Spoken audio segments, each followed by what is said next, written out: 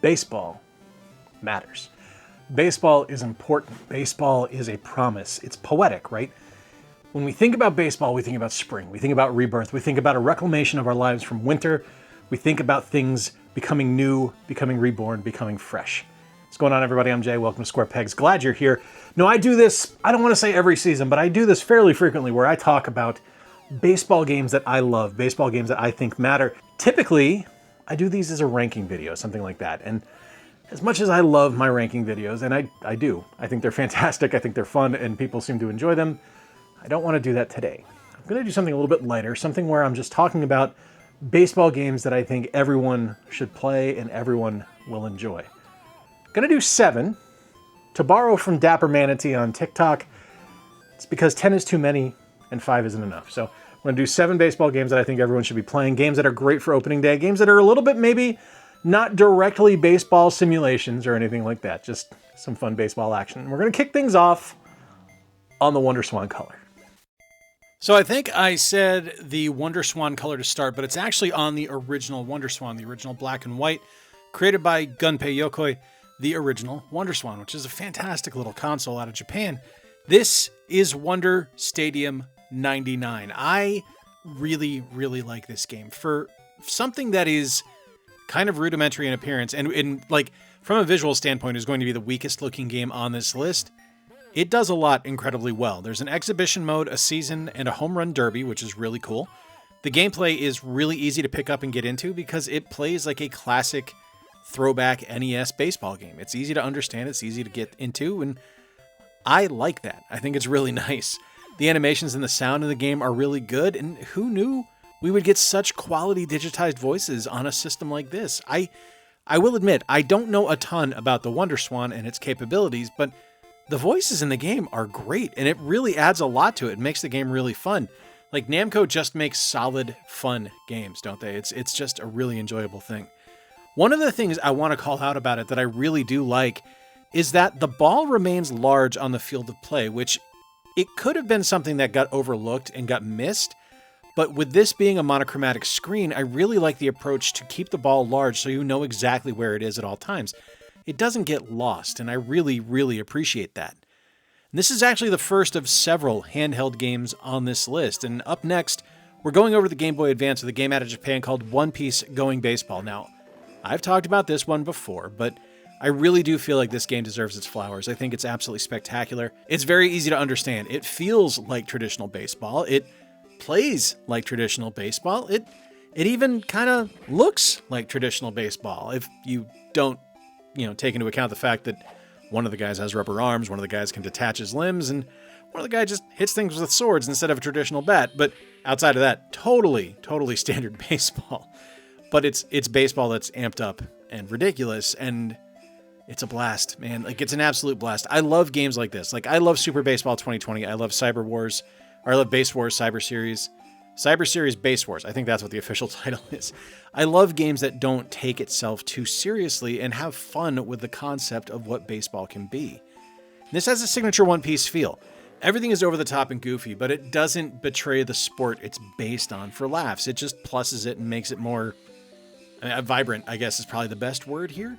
The big negative for this is that there's no season mode, so it's just kind of simple gameplay fun. There's crazy pitches and physics in play, so it feels a bit like Baseball Simulator 1000. And while story mode is there, it's just your team versus the world, basically. It's not like an in-depth story experience, which, I mean, honestly, is probably a good thing because I don't read Japanese, so having it just be kind of easily understood that it's me against the different teams in the league is fine. There are mini games to unlock and play, which is pretty cool. And like ultimately it's fun. And that's what we're looking for in a game, especially a baseball game where you don't need to read the language. You just need to know how to play. And this has a solid approach to the way the game is played, and it is a blast. And I think that's its biggest win.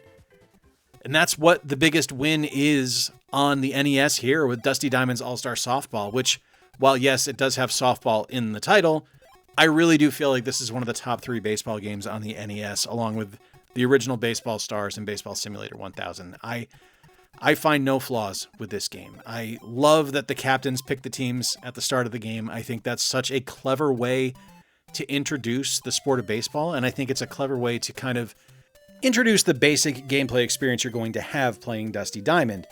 I mean, it's cool because you can draft an ogre and a witch, and I think that's really great. And the gameplay is solid. It's classic NES-style baseball. It's one of the things I really liked about Wonder Stadium 99, is that you just kind of know how to play. It's very basic. There's 2 buttons, and it's easy to figure out. You just have the bonus of the different characters all behaving a little bit differently and having different attributes and play styles, which I think is really great. And it'll change every time you play because you can always pick a new team if you draft people you don't actually enjoy playing as. There are different stadiums to play at. I think there's 6 or 5, something like that. And the big game mode for this game is that you're just trying to win against different teams at each field. So you can eventually play the all-girls team, the Amazons, at the professional field to unlock that. And you can play fast pitch or slow pitch. It's an awesome game. It's really, really wonderful. And just it feels like field day to me. Like it feels like a throwback, a loving throwback, and I think that's a good thing. What isn't a loving throwback is Baseball Stars 2. Now, a lot of you are going to look at this and say, this is not the NES port that I'm used to. No, this is the arcade version or the Neo Geo System version. So this thing is over the top, loud, aggressive, and just classic arcade fun from SNK. And it is, you best believe, a quarter muncher. If there's one thing that SNK does well with their arcade games, it's make you pay 25 cents a pop to play. There's amazing animations and sound in the game. Like, it is lively, and like I said, it's loud and it's aggressive. The music is great. There's a ton of voiceover in the game as well, which is really fun. But I want to stress again, it will make you poor. It will make you poor. Like, it's going to take all your quarters and make you keep playing. There's 18 different teams to choose from, which is really fun. All the teams play a little bit differently. All the teams have different characters and players on them. The sprites in the game are absolutely massive, and the animations in the game are awesome because when you get a hit or you're running the bases, it's going to cut away. It's going to be a very cinematic feel, which I really, really enjoy in an arcade game. But yeah, again, like, it's 25 cents for 3 or 4 minutes of gameplay.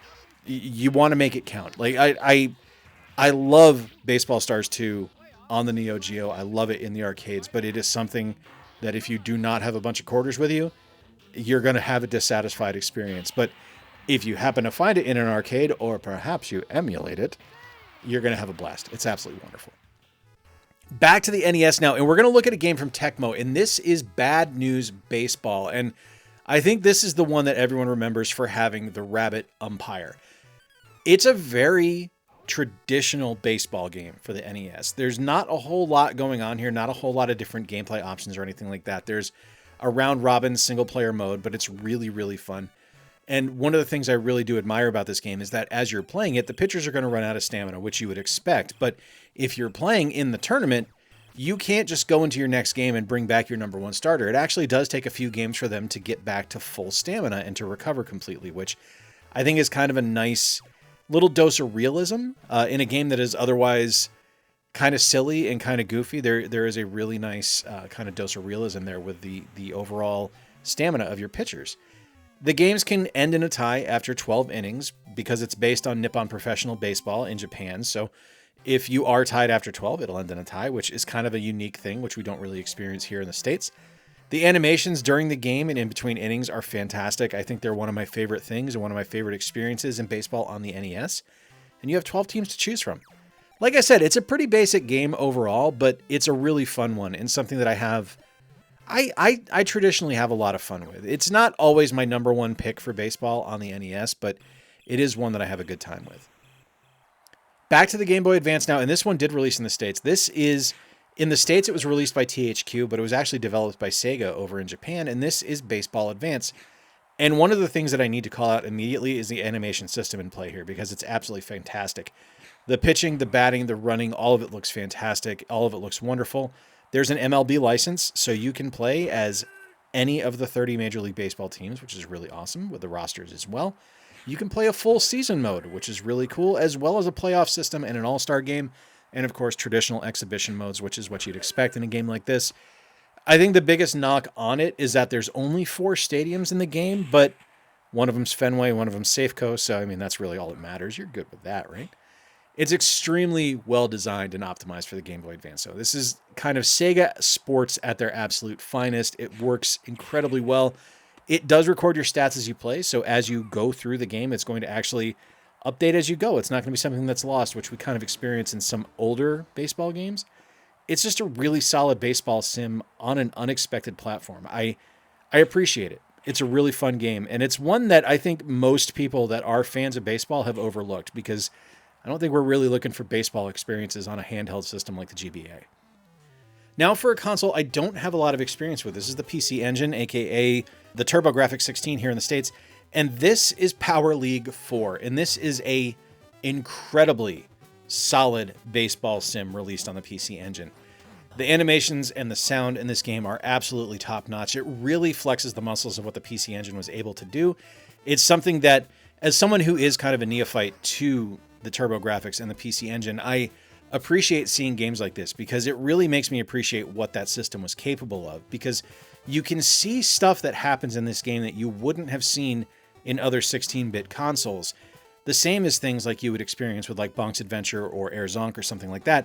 It's not something you would experience on the Super Nintendo or the Genesis. It's so much more vibrant over here. It's not just Flash, which I think is really important, because the gameplay is solid from top to bottom. It's one of the more enjoyable baseball sims that I've ever played, especially with it being on a console that I'm not super familiar with. I love the feel of the game and the pacing. It moves and flows really quickly, so you don't get bored playing it. Like, it just keeps going and keeps moving forward, which I really dig. And the timing in the game is kind of everything. With batting and pitching, you need to get into the rhythm to have a really good time. But once you find it, man, this game's a blast. Love the sport of baseball. Been a Red Sox fan my entire life. I also support the Seattle Mariners. It's just one of those things where it's a sport that matters. It's important. It's great. Baseball is tradition. And as much as I love hockey, and as much as I love the brutality and the violence of the sport of hockey, there's something special about baseball. Let me know in the comments below your favorite baseball games that are maybe a little bit off the beaten path, that aren't necessarily something like MLB The Show or MVP Baseball, something like that. Something that's a little bit different, a little bit more nuanced, a little bit more playful with the sport of baseball. It's a kid's game. Nothing wrong with being playful. If you enjoyed this video, please give it a thumbs up. Engagement helps the channel out. If you really enjoyed it, consider subscribing. I'd love to have you be here for the 20,000 subscriber celebration, which is coming soon. And until next time, remember to play more games, stay square, and take care. I'll talk to you soon.